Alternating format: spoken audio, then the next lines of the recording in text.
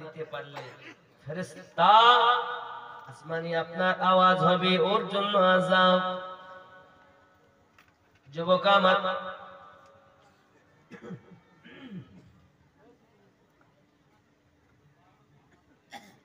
বলো তোমার রব উত্তর দিতে পারলো না, হাহালাদনি। তোমার ধর্ম বলতে পারলো না, হাহালাদনি।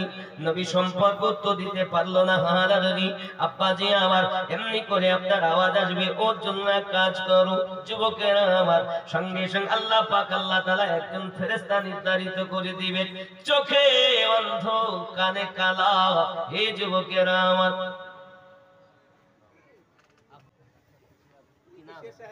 পাক কারবালার মাটিতে আমাদের শিক্ষা দিয়েছে,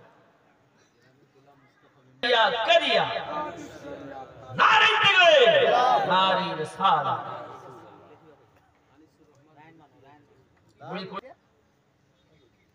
যুবক আমার, সোনা মানিকেরা, কবরের ভিতরে আযাব হবে এমন বাবা, অন্ধ, চোখে দেখতে পান না, তিনি কানে শুনতে পান না বাবা। জিজ্ঞাসা, এ বাবাজি আমার নিযুক্ত করা হবে তাকে বুঝ মারার জন্য। হে যুবকেরা আমার, প্রথম থেকে আপনার বলা হয়েছে, মানুষ যখন আপনার কিনা আস্তে আস্তে কবরের ভিতরে তাকে শোয়ানো হলো, এই কবরের ভিতরে তার পেটটা ফুলতে থাকবে বাবা। যুবকরি, এমন করে পেট ফুলবে রে বন্ধু, এই সোনা মানিকেরা 10 দিনের ভিতরে আপনার 3 দিনের মধ্যে তার নখ পচতে আরম্ভ করবে রে। যে নখগুলো পচে পচে আপনার কিনা আপনার চলে যাবে, পেট গুলো ফুলে মোটা হয়ে যাবে। এই যুবকেরা আমার, 10 দিনের মধ্যে পেটটা ফেটে যাবে বাবা, আর এমন দুর্গন্ধ তার মধ্য থেকে বার হয়ে যাবে। যুবকরি, এত জোরে আওয়াজ হবে, ফাটার আওয়াজ। গাড়ির চাকা যদি বাস্ট হয়, কেমন আযাব, কেমন আওয়াজ আমরা শুনতে পাই বাবা, এত গম্ভীর আওয়াজ। মানুষ ব্যতীত সব জীব তার আওয়াজ শুনতে পায়। এই যুবকেরা আমার, ওই পেটে দুর্গন্ধময় আপনার বিচ্ছু দেওয়া হবে, এত দুর্গন্ধ বার হবে, বিচ্ছু সাপ তাকে আপনার সবল মারতে থাকবে।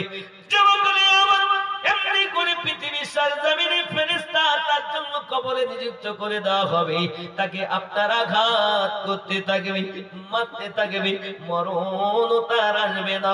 চিৎকার মেরে মেরে কাঁদবে, পিপাসায় কাতর হয়ে যাবে রে বন্ধু, পিপাসায় কাতর হয়ে যাবে। একটু যদি পানি দাও, একটু যদি পানি দাও, সঙ্গে সঙ্গে আপনার কেনা আল্লাহ পাক আল্লাহ তাআলা আপনার তার জন্য আবার ফেরেশতাকে বন্ধ করে দেবে, চলো চুপ।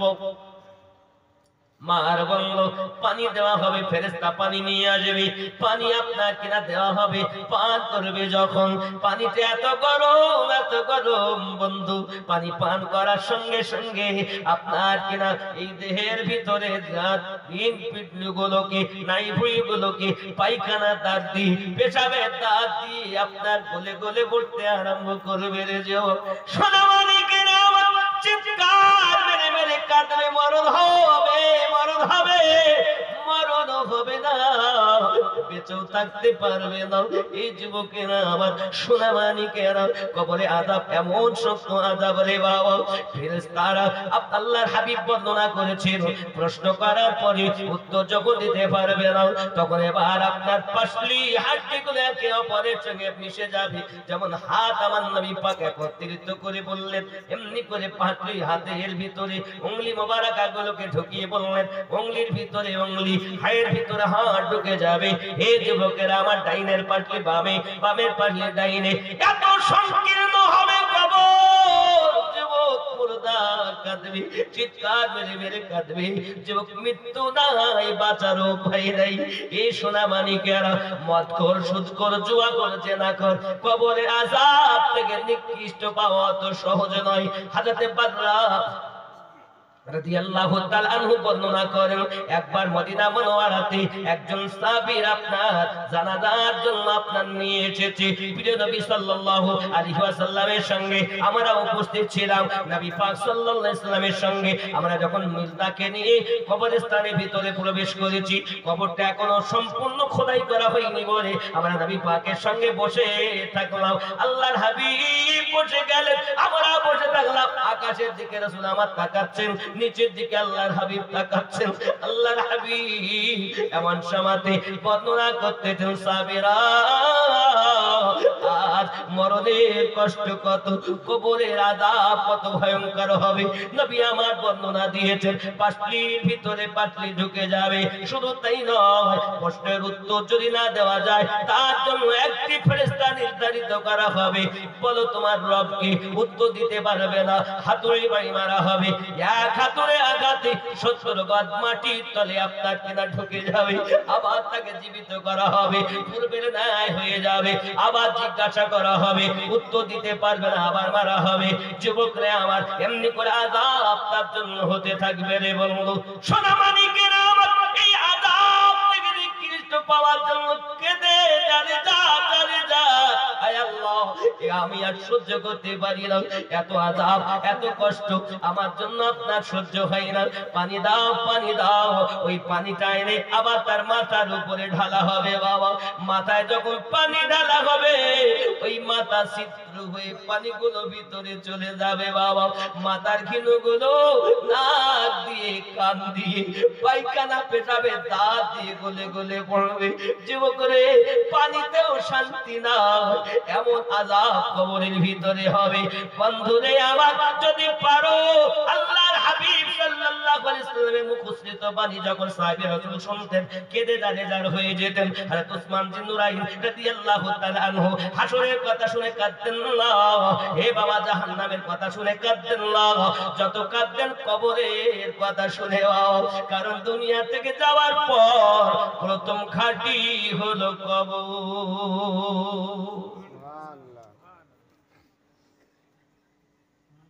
কবর যদি ভালো হয়, সমস্ত ঘাটিগুলো আমাদের ভালো হবে। এক নম্বরে যদি পাশ হয়, আর কোথাও আঘাত।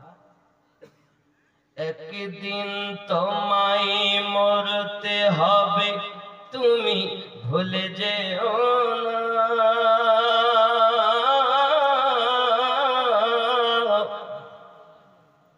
হবে মাটির বিছানা গো তোমার আসল ঠিকানা। এ বাড়ি গাড়ি টাকা কড়ি কিছুই রবে না,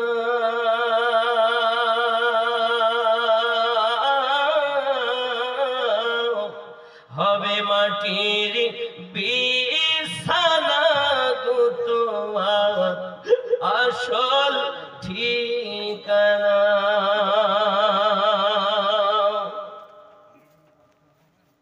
আপন জনের কান্না যত সবই শুনতে পাবে,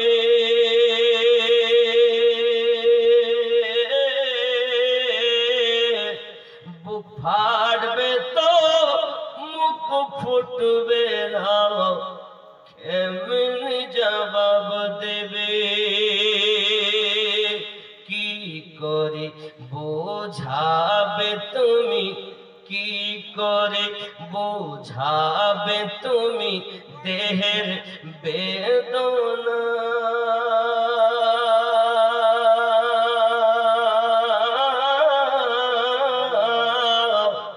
হবে মাটির বিছানা গো তোমার আসল ঠিকানা। কাঁদবে মাতা, কাঁদবে পিতা, কাঁদবে ভাই বোন,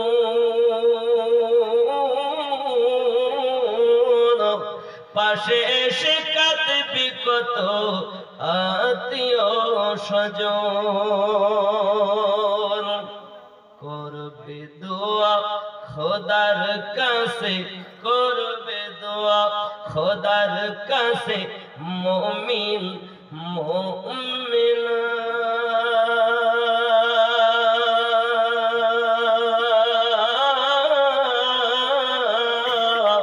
হবে মাটির বিছানা গো তোমার আসল ঠিকানা।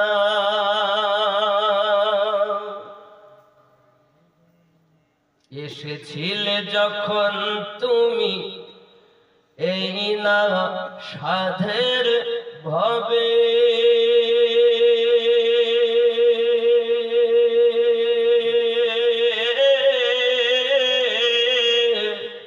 কেঁদেছিলে শুধু তুমি, হেসেছিল সবে। যাওয়ার কালে হাসবে তুমি, যাওয়ার কালে হাসবে তুমি, কাঁদবে জামানা।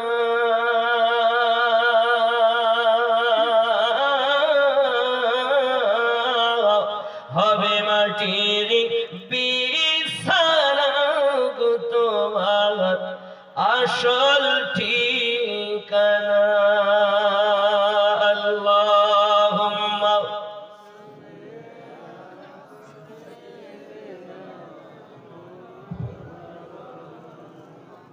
ওয়া আলা আলি সাইয়্যিদিনা।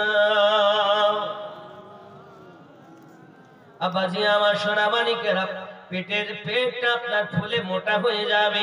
কিতাবের ভিতরে বলা হয়েছে বাবা এত পরিমাণ পেটটা মোটা হয়ে যাবে পাহাড়ের মতো। আপনার ডান সাইডের কানটা লম্বা হবে, বাম সাইডের কানটা লম্বা হবে রে বন্ধু। আর ওই কান দুটো পেটের উপরে ঢোলের মতো বাড়ি মারতে থাকবে। যুবকরি সাপ ও বিচ্ছু পেটের মধ্যে পরিপূর্ণ হয়ে যাবে বাবা। সাপগুলো এমন বিষুক না কিনা হবে বাপ। একবার যদি ওই সাপের মধ্য থেকে কোন একটি সাপ দুনিয়ার বুকে যদি সবল মারে বাবা, তাহলে দুনিয়ায় আর সবুজ কোন লতা পাতা জন্মাবে না বাবা। এত বিষ তাদের রয়েছে। ওরে আমার সোনা মানিকেরা, এক একটা বিচ্ছু এত বড় বড় বাপ। বন্ধু আমার, ওই বিচ্ছুকে যদি একবার সবল দেয়, আল্লাহর হাবিব সাল্লাল্লাহু আলাইহি সাল্লাম বলেন বেঈমানের জন্য আযাবের কোনো সীমা থাকবে না। ওরে আমার সোনা মানিকেরা, চিৎকার মেরে মেরে কান্না হবে। আব্বা আমার দেহটা আপনার পুরো শেষ হয়ে যাবে, আবার জীবিত হবে। কিতাবের মধ্যে এসেছে আল্লাহর বন্ধু হযরত হাসান বসরি রাহমাতুল্লাহ আলাইহির কাছে একজন মা এসে হাজির হয়ে গেছে। ওগো আল্লাহর ওলি, আমার একটি মাত্র মেয়ে ছিল দুনিয়াতে। ওই মেয়েটা দুনিয়া থেকে বিদায় নিয়েছে, ওই মেয়েটা দুনিয়া থেকে কবরে চলে গেছে। আমি মা তার আপনার কদর করে যত্ন আপ্যায়ন করেছি, পেটে ধারণ করেছি, দুনিয়া থেকে বিদায় নিয়েছে। হুজুর, আমার মেয়েটা কবরে কেমন আছে একটু আমি দেখতে চাই। হযরত ইমাম হাসান বসরি হুজুর আমার বললেন, ও মা জননী, অবশ্যই তুমি দেখতে পাবে। যদি নিয়ম পালন করে আল্লাহর ইবাদত করো, তাহলে আল্লাহর দয়াতে মেয়ে দেখা সম্ভব হবে। ঠিক আছে, কি নিয়ম? বললেন, ওগো জননী মা, রাতের নিশীথে এশার নামাজের পরে রাত যখন গভীর হবে, তখন তুমি 2 রাকাত নফল নামাজ আদায় করবে। সূরা ফাতিহার পরে সূরা কাফিরুন পড়বে। দ্বিতীয় রাকাতে সূরা নাসারা তেলাওয়াত করবে। নামাজের সওয়াবটা নবী পাকের রূহে বকশিশ করবে। আর 100 বার ইস্তিগফার পড়বে। দরুদ শরীফ পড়তে পড়তে শুয়ে যাবে। আল্লাহর দয়াতে তুমি তোমার মেয়ে দেখতে পাবে। মেয়েটার যে হালাত দেখবে সেটাই হলো বাস্তব সত্য। কোন বর্ণনায় এসেছে, হে বাবাজি, সূরা আল হাকুমুত তাকাসুর পড়বে, দ্বিতীয় রাকাতে কাফিরুন পড়বে। জীবনে এমনি করে হাসান বসরি রাহমাতুল্লাহ আলাইহি যখন মাকে শিক্ষা দিলেন, জননী মা বাড়ি চলে গেলেন। যাওয়ার পরে নামাজ কালাম পড়েন তিনি। বেনামাজি আমাদের মায়েদের মতো ছিলেন না গো। আমাদের মায়েদের মতো সিরিয়াল দেখা মা ছিলেন না তিনি। ইবাদতি মা ছিলেন, রিয়াজাতকারিনী মা ছিলেন। বাবা শুটিং চাটিং ফিটিং মারা মা ছিলেন না তিনি। আল্লাহর প্রেমিকা বান্দি ছিলেন, তিনি নামাজের পাবন্দি করে তিনি রাতের বেলাতে ঠিক নিয়মে নামাজ আদায় করে আস্তাগফার পড়ে দরুদ শরীফ পড়তে পড়তে বিছানায় শুয়ে গেছে। হঠাৎ মা কবু আপনার স্বপ্ন দেখতেছেন তার মেয়েটা জাহান্নামী আযাবে গ্রেফতার হয়ে আছে কবরের মধ্যে। ফেরেশতারা তার মাথার দিক থেকে চামড়া ছিলতে আরম্ভ করেছে, আর ওই চামড়া ছিলে আপনার পায়ের নখের কাছে রাখে, আর এমন আগুন জ্বলে তার ভিতরে দাও দাও করে জ্বলে। মেয়েটা চিৎকার মেরে মেরে কান্না শুরু করেছে, আমার উপায় কি হবে? কোনো উপায় খুঁজে পায় না বাবা। আবার ওই মেয়েটা অল্পক্ষণের মধ্যে আপনার ভালো হয়ে যায়, আবার পায়ের দিক থেকে চামড়া ছেলে আরম্ভ করে মাথার কাছে এনে আপনার চামড়া রেখে দেওয়া হয়। যুবকরে গায়ের চামড়া যদি খোলা হয় কত কষ্ট হবে। হযরতে হাসান বসরি রাহমাতুল্লাহ আলাইহির কাছে মা জননী ছুটে ছুটে চলেছেন, ওগো হুজুর গো, হাসান বসরি রাহমাতুল্লাহ আলাইহি, হুজুর বড় বিপদে পড়েছি, মেয়েটার হালাত দেখে আমি মা সহ্য করতে পারি না। আগে ছিলাম ভালো ছিলাম, দেখিনি তাও ভালো ছিলাম, এখন দেখেছি মেয়ের যন্ত্রণা সহ্য হয় না। হুজুর দয়া করে মেহেরবানি করে বলুন না উপায় কি? কবরে আযাব দেখা যায়। আপনি যদি মাকে দেখতে চান, বাপকে দেখতে চান, বন্ধুকে দেখতে চান, দেখতে পাবেন, তার নামাজি হতে হবে। টাকা দিন। কি নাম বাবু? সুমন মাসুদ। আব্বা, পৃথিবীতে আমাদের কেউ যদি মনে করি আমরা কেউ যে আমি মা দেখবো, দেখতে পারে, নামাজি শর্ত আপনাকে নামাজি হতে হবে, বেনামাজি হলে হবে না। এখন আমরা নামাজের কথা কেন বলতেছি? এই পড়তে পড়তে পড়তে পড়তে বাস্তব নামাজি হয়ে যায়।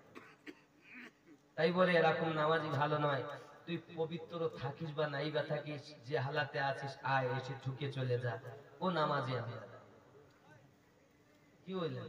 আমরা ওপরটাকেও যেমন পাক হওয়ার কথা বলি, পাশাপাশি আল্লাহর ওয়ালিরা শিক্ষা দিয়েছেন অন্তরটাকেও পাক করা, নাকি বলে আব্বাজি আমার? এজন্য আল্লাহর ওয়ালিরা এই পথে গেছেন, আর মাওলায়ে কায়নাত তো এই পথের প্রথম সুর দারোমাদার। জোরে বলুন। আপনি যদি একবার খেয়াল করেন তা দেখতে পাবেন আসলে বাবা আমাদেরকে শিক্ষা দেওয়া হয় না। এখন ওয়াজ শুধু ফজিলতের। কিসের ওয়াজ? ফজিলতের ওয়াজ। উপরের ওয়াজ আছে, নিচের ওয়াজ আছে, মানে উপর বলে আকাশের উপরের ওয়াজ আছে, জমিনের ওয়াজ আছে, আর জমিনের নিচের ওয়াজ আছে। তিন রকমের ওয়াজ আছে। কথা বুঝতে পারেননি? যদি একেবারে উপরের ওয়াজ করা যায় তা ওর মতো আর হুজুর হয় না, খুব ভালো, সব ভালো। আর যদি একবার বলেছে যে এই হবে ওই হবে সেই হবে, সবকে নিয়ে মিলেমিশে থাকতে হবে, নইলে কালেকশন হবে না। আরে ওর মতো হুজুর আর ভালো